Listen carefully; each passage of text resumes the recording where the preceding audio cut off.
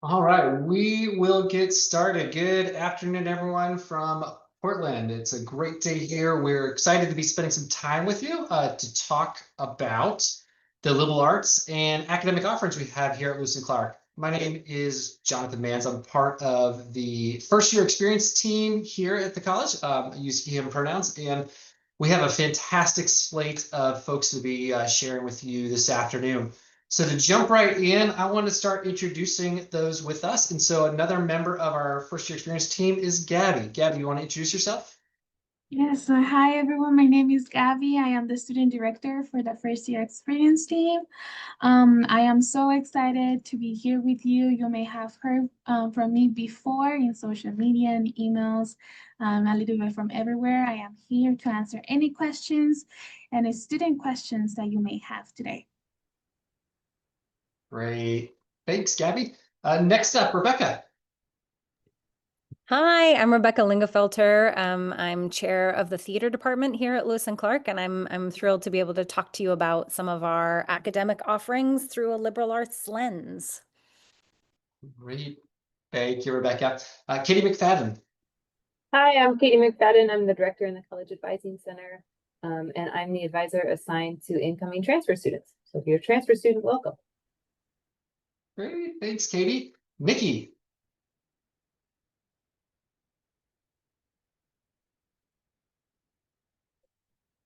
Oops, did we lose Nikki? Okay, we'll move on. Katie Lemon. Hi, I'm Katie Lemon. I am the college advisor for all of our student athletes, and I will be behind the scenes answering questions in the Q&A. Great. Thanks, Katie. Bailey. Hi, my name is Bailey Cooper. I'm also a college advisor, and I'll also be behind the scenes answering questions. Great. Thanks, Bailey. Heather. Hello, everyone. I'm Heather Colombo, and I am also in the College Advising Center as a college advisor.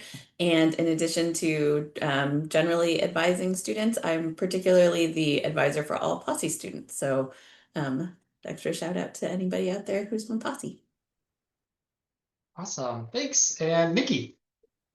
Hey there, my name is Nikki Yeomans, she, her pronouns. Also a college advisor, and I am a Lewis and Clark alumni as well. So looking forward to help supporting you all. Fantastic. So like I said, we have some great panelists with you for the next hour.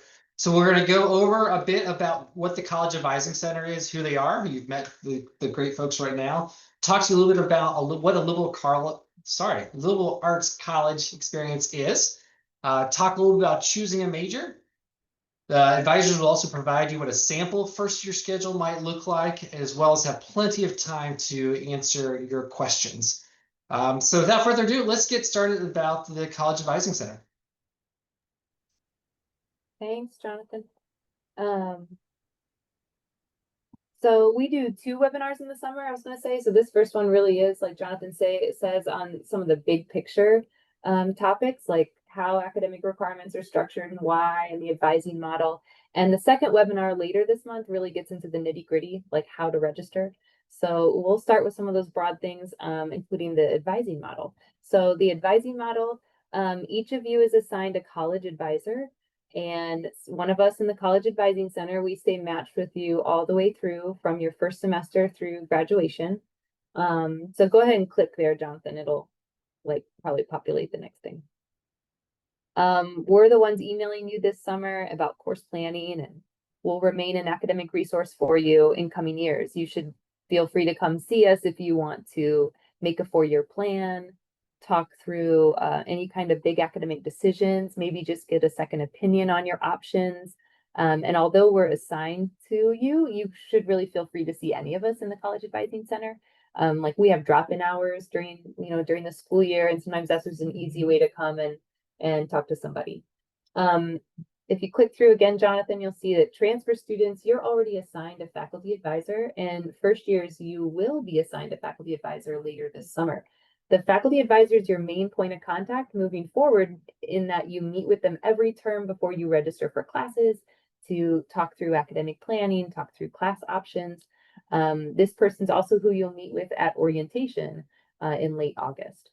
And then at the point you declare a major, the faculty advisor swaps out for a faculty member in your major department. And so that person, of course, is really in a good position to give you great advice about the major and the major requirements up till graduation. So hopefully you can see with this model that it's really designed to give you multiple points of contact and multiple trusted people at the college who you know for multiple semesters, and who can get to know you and really provide some strong guidance. And that being said, it helps when you help us get to know you. So really come see us and share about your goals, share about your interests. That is really going to be, it helps us give better advice and guidance when we know you better. So next, to talk about the liberal arts and some of the guiding principles around that, I'm going to pass things off to Professor Lindenfelter. Thanks, Katie. Great. So I'm going to talk about three sort of distinctive factors of getting a liberal arts education. And you probably know about some of this already, having decided to come to Lewis and Clark. But I thought I would just introduce to you how Lewis and Clark in particular does these approaches. So the first is interdisciplinarity. So one of the things about liberal arts is we do not put you into a box. We assume you are a person with a lot of different kinds of interests that span disciplines, and you are not defined by one thing. And so when you walk in the door, we assume that about you, that you're curious, you're interested in multiple things. And so from a faculty perspective, we don't think you'll just come into our department and stay there for all 4 years, but you're going to do a lot of different kinds of things while you're here.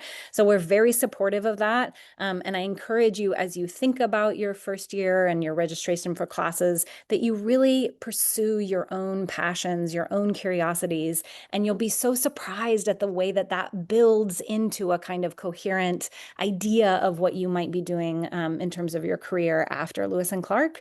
And I thought I'd just give a couple examples of alumni and the really interesting ways that they've moved through the curriculum. So I had a theater student who was a theater major, but was also a computer science major, that took his interest in storytelling and theater and turned it into a career as a VR game developer. So thinking about computer science, thinking about storytelling, thinking about theater, disciplines that maybe on the surface don't seem like they come together can create really, really interesting outcomes as you move through the curriculum. Another alumni was an athlete, an RHMS major, and a studio art major. And then after graduation, went on to do documentary film work with a local racial justice nonprofit. So I just want to just paint those pictures of, as you're thinking when you come here, like really do pursue your passion, because it's incredible the ways that can sort of build into a really, really exciting career for you after you leave Lewis and Clark. The next principle of the liberal arts education that I wanted to talk to you about is this idea of experiential and practice-based classes. So the advantage of coming to a small liberal arts school is that on day one, you are going to be working with faculty hands-on in the classroom. So in the bio classes that we teach at Lewis and Clark, you are in the lab from day one, which is really unusual for studying biology at a college level. In the theater classes, you are doing scene work, you are on that stage. In the art studio, you are throwing ceramics. So I really encourage you to take advantage of that at Lewis and Clark. So look for classes that have those kind of experiential hands-on based experiences, because it's distinctive to this college, and it's really going to make a difference in terms of how you meet people and how you experience your education. And then the last thing I just wanted to focus on was this close faculty-student relationship. One of the things that's really special about Lewis and Clark is that we're small enough that the faculty really get to know our students. And because of the model of advising that Katie just outlined, you are with a faculty advisor starting, day one of your freshman year. So, and we have perspectives on curriculum, on learning, advice for how to kind of navigate your college experience. I think that can be really helpful. So don't be afraid of us. Come see us. We are here. We are here to talk to you, to get to know you. I think one of the most gratifying parts of my job is the relationships that I get to build with students over the 4 years that they're here. And I have many incoming freshmen that I have as first year advisees that go on to major in other majors, but I continue to have a mentorship relationship with them throughout the 4 years. So I encourage you to come meet your faculty. That's it. Oh, thank you, Rebecca. So I think you're talking about some of the philosophies behind it, and then this graph kind of shows how we put that into practice. So all students need 128 credits to graduate. And really those 128 credits are roughly split. You'll spend them in roughly 3 categories, about equal categories. You'll spend about a third of that on requirements for a major. Everyone needs a major. You'll spend about a third of that on general education requirements, which everyone takes. But that leaves an entire third of the pie for electives, which is this exploration part, which is this trying out other things. This is where some students fit in another major or a minor, but it doesn't have to be that. It can also be where maybe you fit in overseas semesters, or simply trying out multiple classes, taking multiple classes with a favorite professor. Like, this is really that exploration part put into practice. So that's kind of how this looks in really big picture. Now, if we go to the next slide, we can talk a little bit more about general education. General education, or Gen Ed, sometimes we call it for short. It just refers to a set of requirements designed to help students explore the breadth of our curriculum. And in each of these categories, there's a long list of classes that can fulfill it. So you really get to tailor the Gen Ed requirements to your interests and what you want to try out. And one thing I find that a lot of students assume they should finish the general education requirements like as soon as possible. Or I'll hear students say, oh, I think I have to do this all in the first year or the first 2 years. You don't, you have time. You have until graduation to fulfill all of these. A lot of students are surprised by how many they fulfill almost on accident. They'll say, oh, I didn't even know I filled that category. I was just taking a class that sounded really cool. So yeah, you may fulfill some along the way almost by accident. I'll pause for a moment though and say that 2 requirements here, world language and natural science, relate to the placements that we're asking students to take this summer. So all students need to fulfill a world language class up through the 3rd level. And of course, if you have prior knowledge in a language, you might test up a little higher and maybe only have 1 or 2 classes in that language, or maybe even you'll test out. The placement allows you to see where you're at in that sequence. So taking a language placement this month before registration is really useful. It doesn't lock you into taking any particular language. It just gives you a piece of data on where you're at in that language. So, I'll have students say sometimes, well, I did study, Spanish all through high school, but I'd really love to try something new. And I'll say, okay, well, I'd say take the placement in Spanish so you know where you're at. And then you can compare and decide what you want to take for that requirement. Maybe you'll do both. You never know. For the natural science requirement, everyone needs to take at least 1 natural science class for general education. And the majority of those options require that you score at least a 53 on the math placement. So that's why we're recommending students, regardless of their major, take the math placement in summer. You can take it later on, but it's nice to get it done now. A lot of times the math is a little more fresh in your mind from high school, if you're a first-year student. So taking the math placement, trying to score at least a 53, it gives you a lot of options for that natural science requirement. And of course, if you're trying to major in something in STEM, you'll need the math placement, but it's useful for everyone for that reason. Okay, we can go to the next one.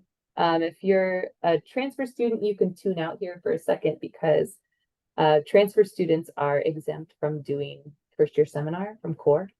But for first-year students, the first-year seminar or core requirement, it's really the only requirement that you specifically have to take the first year. This is really the only one you have to do the first year. All students take words and numbers, or numbers and words. You do one of them in fall and the other one in spring. Core classes are small seminars. They're designed to help you develop writing, reading, analytical skills needed to succeed in college. And they're 4 credits each. First years, you should have received your core placement earlier this month. So you have that in an email, which core class you're in. And you can also check and see it in WebAdvisor. So like I said, you're going to take one of those in fall, and then later you'll do a process to select the other one for spring semester. Okay, so moving kind of through that pie graph, let's talk for a minute about major. You can go to the next slide, Jonathan. Yeah. I always encourage students not to get stuck on the idea that by choosing their major, they're choosing a particular job, or even more stressful, they'll say, I feel like I'm picking the rest of my life. It's like, oh no, for all the reasons Rebecca outlined, it's really more broad than that. At a liberal arts school, we're trying through all the majors to give you these really broadly applicable skills like that critical thinking and critical writing, critical reading. So try not to feel that by choosing a major, you're going really narrow. You're not. It's much broader than you think.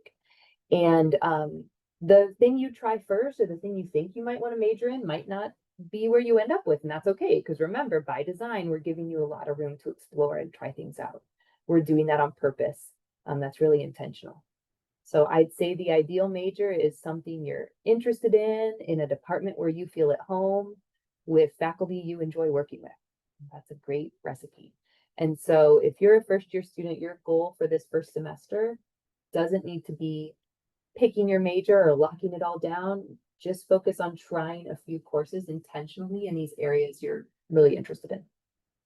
If you're a transfer student, especially if you're a transfer student with a lot of transfer credits and you're trying to graduate from LC in 4 or 5 semesters, things might be a little more compressed for you, or you might have to make some more decisions a little quicker.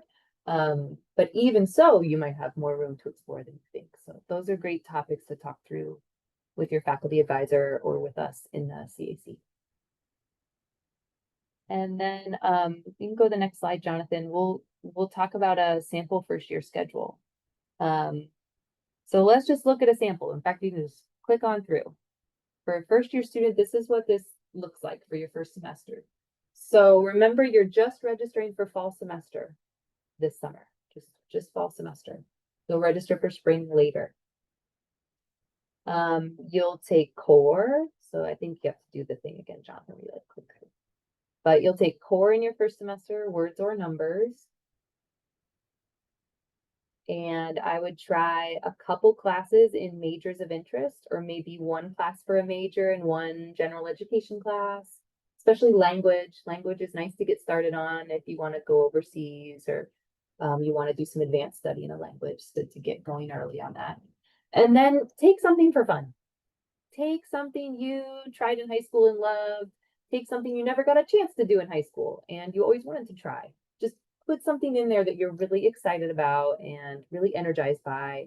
I think this combination can really hit all those parts of that pie: the general education, the major, and electives exploration. So our classes are, for the most part, 4 credits. Lab sciences are 5. But altogether, this kind of schedule will give you about 16 to 18 credits, which is great. It's right where you want to be. Because if you do 16 credits each semester for 8 semesters, you will have enough credit to graduate. So that's why we recommend around 16 to 18.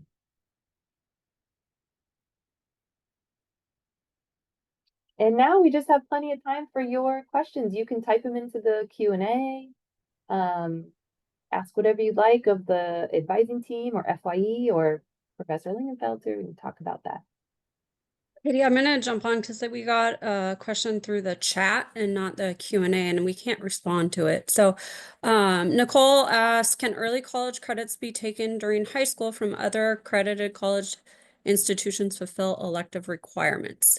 Yes. Yeah. Any dual credit class can come in as either just elective credit. Some of them may fulfill a class and a major. It might be the equivalent to one of our classes. The registrar's office will review all of those and they will send you an email, hopefully before registration, letting you know how those credits have transferred in.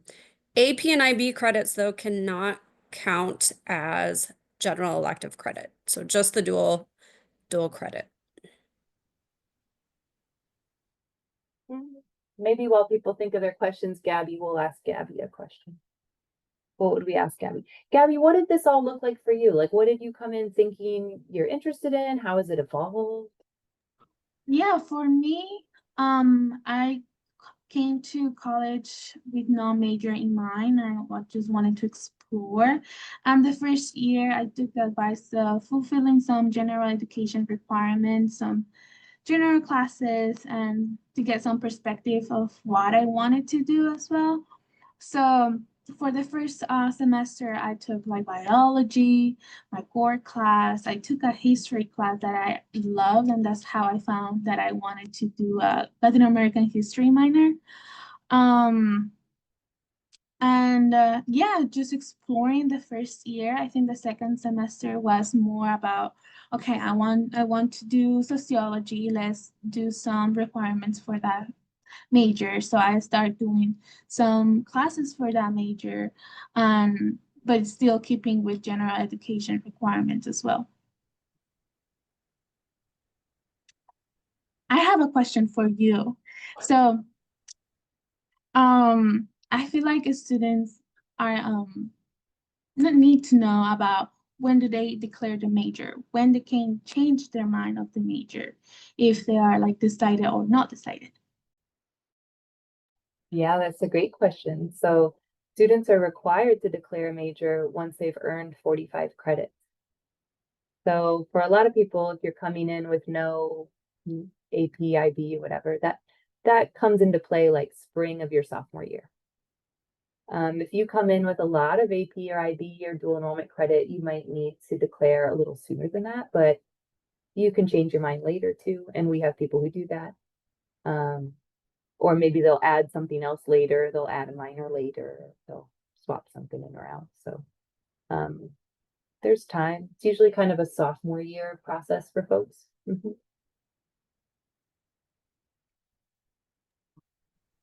Oh, that's a good question that maybe a couple of my incoming students have asked, and I'd be interested to hear what Katie and Rebecca have to think about this. A lot of students might come in thinking like, well, I don't really know what to take and I don't know what to major in, so I'll just take classes that fulfill gen eds and then it'll be fine.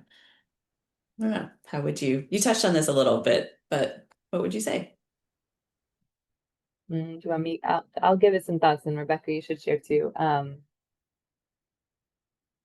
You'll still need, when you earn 45 credits total, to declare a major. And I tell students it's great when that time comes if you have some data points of like something you've tried that's in your interest. So sometimes I think with a lot of students, it's out of some fear of choosing the wrong thing. They maybe avoid it and take the general education that's really in things they don't plan to major in, but they know they're fulfilling requirements, which is true. But the point still comes anyway that you need to decide. And then you're trying to decide without the experience of having tried some classes in these areas that you'd like. So it's like, when you get to that point, it will feel a little better if you've tried some of the things usually. So I'm usually pushing them a bit to be like, well, let's just put in like 1 or 2 classes of some things on your short list of some things in your top interest and just see. I don't know how you answer that. Yeah, no, I agree. And yeah, because I think it can be tempting to just check a box, right? Because that feels good. It's like, oh, I got that thing done.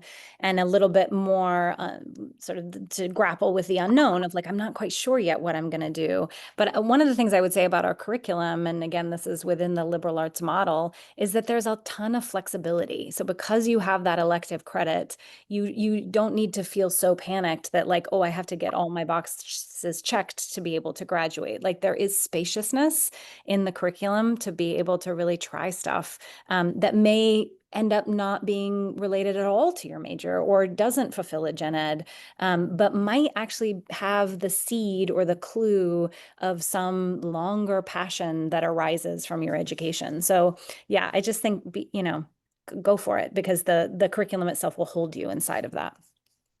We also had a question about AP credits and how they get sent to us.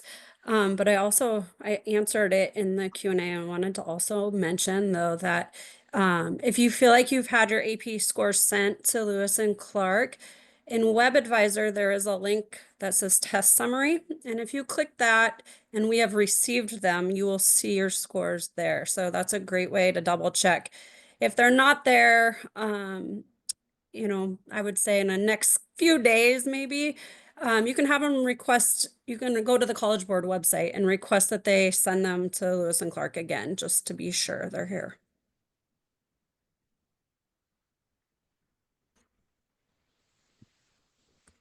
Okay, I'll do another one.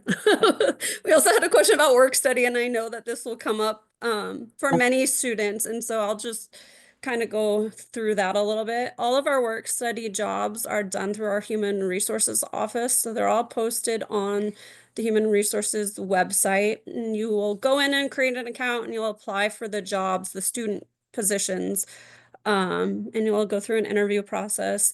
Most departments, I would say all departments, are totally willing to work around your schedule. If there's hours that you're available that work, there's a good chance you'll maybe be offered a position. Student athletes in particular, that was what the question was asking, can also reach out to Sharon Sexton, who helps organize like our game day operations and stuff like that, where we use a lot of student athletes to help get things set up. But yeah, even if you don't have work study, there are jobs that you can apply for on campus. I was going to ask, since we do have Rebecca from theater and Katie from athletics here together, many students wonder about their PE requirement. Would you like to talk a little bit maybe about it, and then maybe Katie can jump in for students who aren't interested in theater or in student athletics? Yeah, I'll start with the student athletes. As long as you're participating in a varsity sport, you will receive your PE credits through that. Students are required to take 2 PEs, but you can get credit for up to 4. You have to register for your varsity sport though. So if you're a fall athlete, you will register for your sport. And you can find that in WebAdvisor under the physical education classes. Spring athletes will do the same thing, but for spring registration, which will start in October, kind of mapping spring classes out. So that's how student athletes will get them. Yeah, and I will say that Lewis and Clark has a very liberal arts approach to physical education. So there's many different kinds of classes that you can take. Many of our dance classes in the theater department fulfill the PE requirement, but there are also yoga classes, and there's actually an Alexander technique class, which is a performance technique class that's offered as a PE. So the range is really varied, and you'll be able to find the thing that works for you. I might just piggyback on that a little bit to say, yeah, it's a PE and wellness requirement. And so you can be a member of an a cappella group and get PE credit. Most PE, for example, there are many ways. You can take ballet in the theater department, and that can help with your PE requirement. In general, when I think, if you're thinking about your first year schedule in the fall, my biggest advice about putting together your schedule is to be kind to yourself, because the first year, particularly the first semester, it's a huge transition. Like there's so much new that's going to be going on. And when it comes to PE is like, if you're taking a 1 credit PE class, it's an add-on. It's something that goes on top of if you're taking 4 academic classes, it would go on top of that, like not instead of one of those 4 credit academic classes. And so if you're the kind of person who's like, having a PE class in my schedule, knowing that I have like regular activity and that it's scheduled is going to make me like healthier and happier, go for it. If you're the kind of person who's like, one more thing in my schedule is just going to stress me out, don't do it. You don't need to do it in the fall. You can wait until the spring. That's totally fine. But just know that there are like many different ways to satisfy this requirement. Yeah, so if that College helps. Outdoors also has a couple trips that they lead. One over, I think, fall break maybe, and then definitely one over spring break. So you can connect with College Outdoors office if that's something you're interested in. There was a question about credit total, which might be just a good review for everybody. So I know in the sample schedule I showed, it talked about 16 to 18, and why. Basically, if you stick with about 16 per semester, you're on track. The minimum to be a full-time student is 12. And sometimes that's actually strategic, and what people choose also for the first semester is like a little bit lower credit, especially if you're bringing in dual enrollment, AP, like you already have some credit in the bank, and or you anticipate it might be a harder transition or harder first semester, or maybe your health providers have recommended a lower credit load. Like you can go all the way down to 12 and still be full-time for financial aid and athletic and other purposes. On the other end of the scale, you can go up to 19 for the first semester. It's not usually what we'd recommend for a first semester, but that is the max if you want to go there. After establishing a GPA at Lewis and Clark of at least a 3.0, you can overload in the future up to 21. Also not always recommended, certainly not always back to back, but those are some of the upper caps and then the lower one to be full-time. Yeah, as a student, for the first semester, I wouldn't recommend 19 credits because that's a lot. I feel like for the first semester, you want to enjoy and explore the college, have some fun, join some clubs, and have in mind that college classes may be a little bit more difficult than high school classes, so there's more homework to do. For me, depending on the classes that I was taking, I found out that reading amounts were very much a lot to me. It was very hard for me to keep track on it, so I was spending most of the time doing my homework and on clubs. So I feel like 16 credits is just perfect. Yes, Heather said, be kind to yourself. Be in mind that you want to, yes, fulfill your credits and your education requirements, but also have fun. And having some flexibility will make a very big change on your college experience.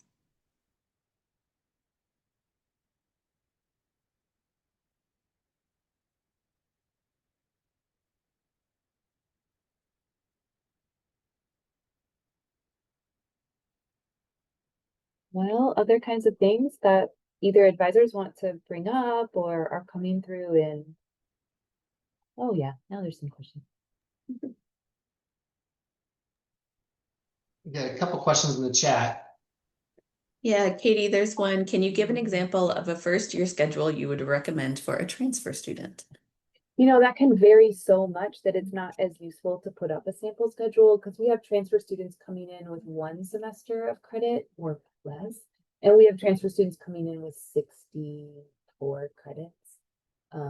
So it varies so much and depends how much credit you're bringing in and what you're majoring in. So that's really a conversation that's better suited to like an appointment with your faculty advisor this summer, I would say. It really gets into the particulars.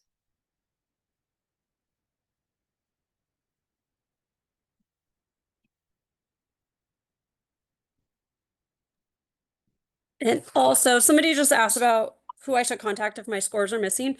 I don't know that they've been uploaded yet. So I would give it a few more days, depending on what scores. Like I said, the AP exams you can go to the College Board website and request they be resent.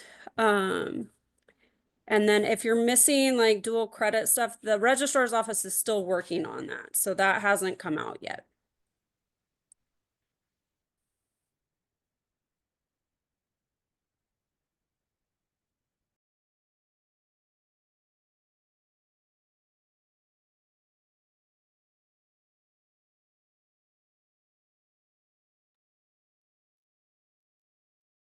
Great. One final call for any last questions.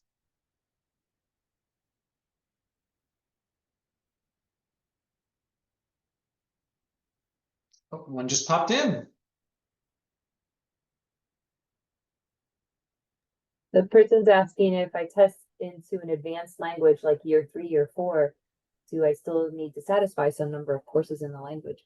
So if someone takes the placement and they test out, we say like you're testing above the 3rd level, there's some kind of confirmation conversation. Some languages do that with a Zoom appointment during the summer. Some languages do it with a meeting during orientation, but you have some kind of in-person conversation with the department to verify your score and your fluency.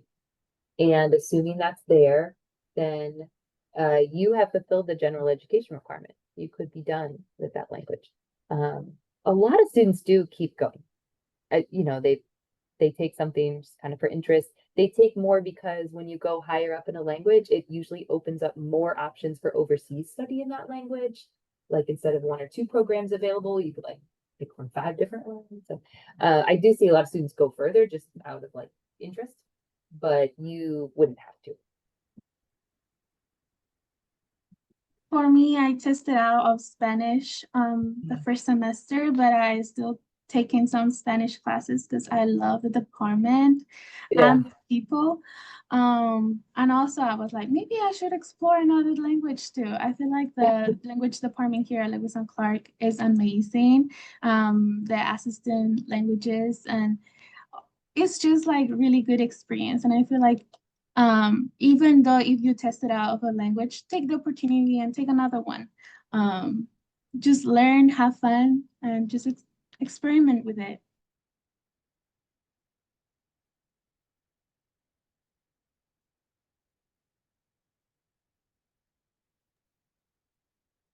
All right. I think that looks like it's it. Any last thoughts anyone wants to share before we close off, sign off? No, just email your advisor if you have questions, and look for that webinar later this month where we'll just really talk about like getting into WebAdvisor, getting classes ready for registration. So do that. Well, thanks again to our fantastic panelists. We appreciate your time, from Professor Lingerfelter and the wonderful College Advising Center. Thanks so much for being here. And for all our new students, we can't wait to welcome you on campus next month. All right, I hope everyone has a wonderful rest of your day. Take care, everyone. See you later. Bye.